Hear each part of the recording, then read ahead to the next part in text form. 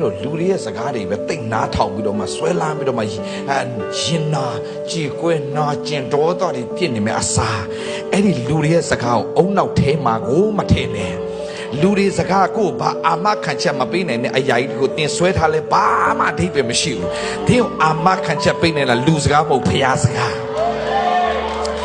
အဲ့ဒီကျမ်းစာကြီးကိုပယ်ဖို့ရန်အတွက်အမျိုးမျိုးကဘာကြီးကဖန်တီးခဲ့တယ်အဲ့ဒီကျမ်းစာကိုဘာသာပြန်တဲ့လူတွေသိခဲ့ရတယ်ဒီကျမ်းစာကိုလုတ်ခဲ့တဲ့သူတွေအားလုံးကိုမိရှို့တတ်ခံခဲ့ရတယ်ဒီကျမ်းစာကြီးကဒီနေ့ဒီဘာလို့ရှင်းတတ်တာလဲဖျားစကားကိုဘယ်အရာကမပိတ်ဆို့ထားလို့မရဘူးဘာလို့ဒီစကားကလူတွေရဲ့တတ်တာအတွက်ကောင်းချီးဖြစ်စေမယ့်အရာဖြစ်နေလို့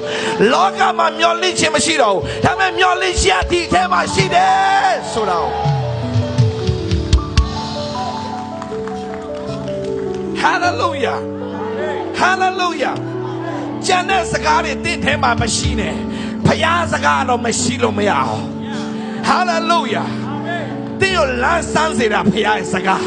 တင်းကိုကြမ်းမာစေတာဖျားရဲ့စကားတင်းကိုလွတ်မြောက်စေတာဖျားရဲ့စကားဆုံးရှုံးတဲ့ရောက်အစတရားပြန်လဲပြီးတော့မှစီစင်းစေတာဖျားရဲ့စကားပို့ဆိုတာအရှက်တကွဲအကျိုးနဲ့ဖြစ်ခဲ့တဲ့ဘဝကနေ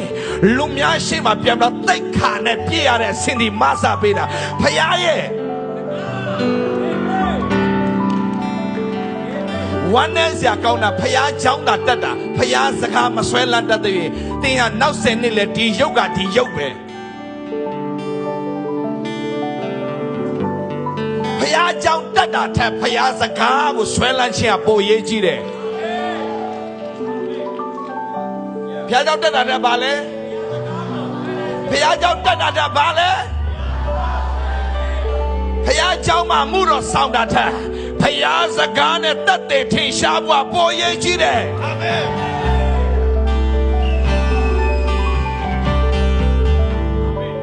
သင်စိတ်ဓာတ်ကြပြီလားဂတိတော်ဆွဲကင်ပလိုက်ငွေကြေးခက်ခဲဖြစ်ပြီလားဂတိတော်ဆွဲကင်ပလိုက်သွားလဲဒီဖျားစကားစားလဲဒီဖျားစကားအဲ့ဒီစကားကိုတင်းနှုတ်ကနေများများဖွင့်ဟာပြီးတော့ပြောစမ်းပါ